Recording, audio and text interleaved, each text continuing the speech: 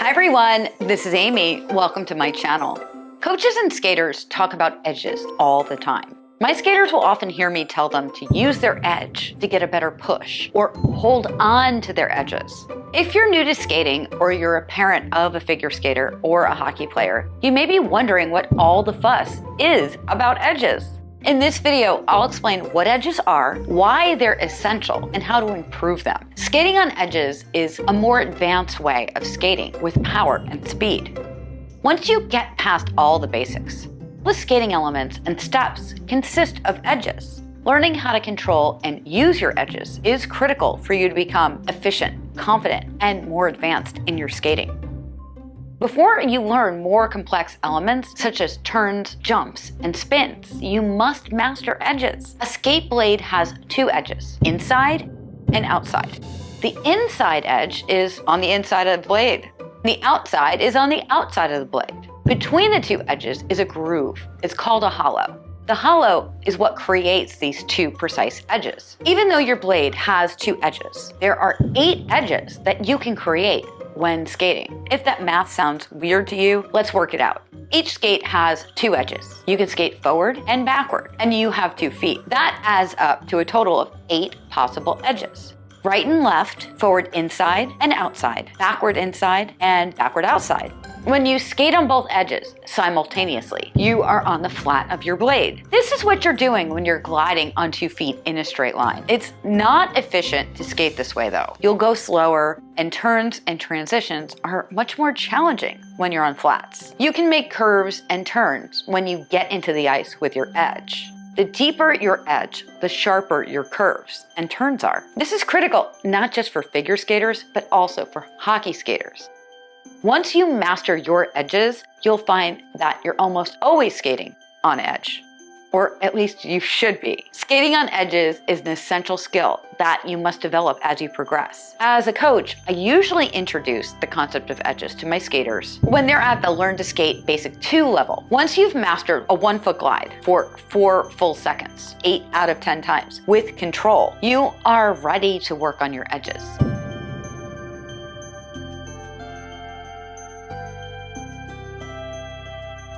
I usually introduce edges using curves, where I ask my skaters to glide on a half circle or low on 2 feet, and then gradually lift up 1 foot. We begin with the forward outside edges, as most skaters find it more challenging than the inside edges. Inside edges are more natural for most skaters, but many skaters will also naturally toe push more often to skate on their inside edge, which we want to avoid. These curves eventually become your basic consecutive edges that appear as pattern number 2 on the pre-preliminary or adult pre-bronze moves in the field, soon to be called skating skills test.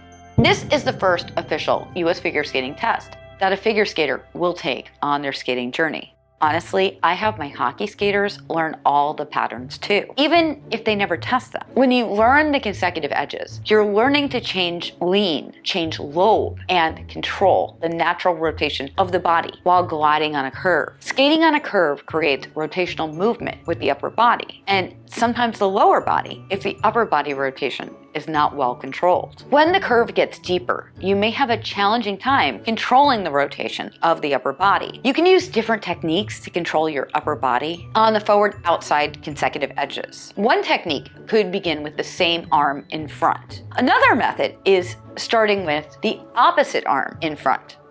There's no right or wrong. Typically, my skaters perform the curves. I watch for what looks natural to them. If they're having difficulty holding the edge, I adjust their arms, working with their natural instincts so that they can hold the edge. Some coaches prefer different techniques though. Always follow your own coach's recommendations and advice. Whatever technique you use, understand that you must have proper body alignment over the blade. Your ankles, knees, hips, shoulders, head need to be in alignment over the blade. When skating forward, the weight on the blade should be on the middle back of the blade. When skating backward, the weight should be on the middle front of the blade. How do you create an edge? You must be gliding. You also must be leaning your body over the circle from the blade up. You create the edge by the lean of the blade, your body alignment, and your balance on the blade. When you're skating on an edge, your hip should be offset at about 45 degrees of your line of travel. When you're skating forward on an edge, the hip on the inside of the curve should be forward to lead the rest of your body. When you're skating backward on an edge, your hips will face inside the circle with your hip closest to the curve, leading you backward. Before each push, bend both your knees. Pushes should always be made from an inside edge, using the part of your blade under the ball of your foot. This is the front half to 1/3 of your blade. It is not your toe pick. Pushing from your inside edge is the only effective technique. It's the only way to get enough of your blade into the ice to exert the most significant force. Using your toe pick, as many beginning skaters do, only works at slow speeds and does not provide enough power for sustained glides. It's also hard on your ankles when you go to take your moves in the field, or what will be called a skating skills test. Judges will make notes about toe pushing. You will have to correct it to pass more advanced tests. Think about it. Hockey skaters don't even have toe picks. Toe pick? The front third of your blade should contact the ice, not your toe pick. Toe pick. Toe pick? Toe pick.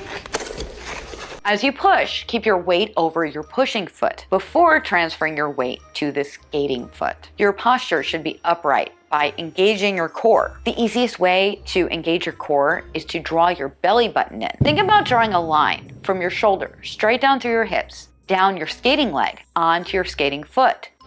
This helps with balance and creating the curves required for edges, giving you a more polished and more elegant appearance. Your head should be up, not looking down at the ice, preferably looking over the leading shoulder. Your skating knee should always be active, rising or falling. You will often extend your free leg with your foot turned out and toe pointed directly over the tracing of the edge made by your skating leg. The skating knee is active and your free leg is passive. As you rise up in your skating knee, you draw your free leg in, and as you bend the skating knee, you extend your free leg. Aside from the curves, there are some other exercises that I often use. Swizzle pumps in a circle, forward, backward, clockwise, and counterclockwise. This exercise aims for you to feel that the edges are on the circle and your body lean is balanced over the circle. You will feel both the outside and the inside edges while on 2 feet. 1 foot glides on a circle, right, left, forward, backward, clockwise, and counterclockwise. You skate edges while moving on a circle. Balance on 2 feet, then pick up the leg to the outside of the circle, holding it as a 1 foot glide. Arms are held with the free arm in front and the skating arm held behind. Your body will have a slight lean to the circle. Isolate your body position to balance over the gliding foot. Your body should hug the circle, and the free, non-skating hip should be aligned over the skating foot.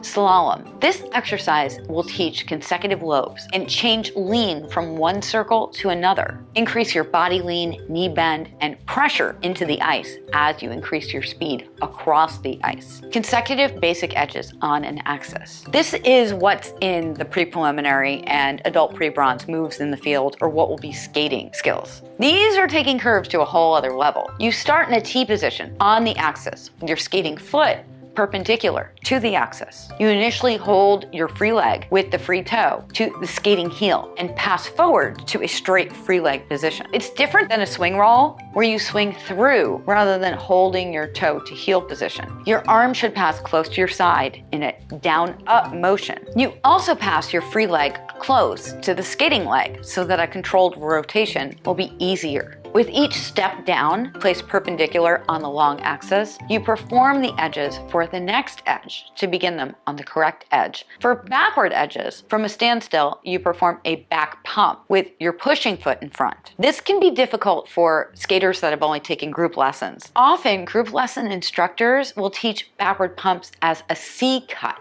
where you're pumping next to your skating foot. But the correct backward outside edge has a push in front of your skating foot. Use a pivot action to step perpendicular, turning the free toe in before stepping down. After pushing, your free leg is held firmly in front, passed close to the skating foot, and then held close and firmly behind the skating heel before extending the free leg. The extension, by the way, is optional, but it helps to have a more elegant appearance. Also helps you maintain momentum, so you can get back to the axis on the edge. Edges are fundamental skating skills that skaters use in all figure skating disciplines. As well as hockey, you need to be on edges for good control, and edges are required for turns, jumps, and spins. In a future video, I'm going to go over turns, so make sure you hit that subscribe button and ring the bell so that you don't miss that video when I post it. If this video helped you out, hit that like button and share it with somebody else you think it could help.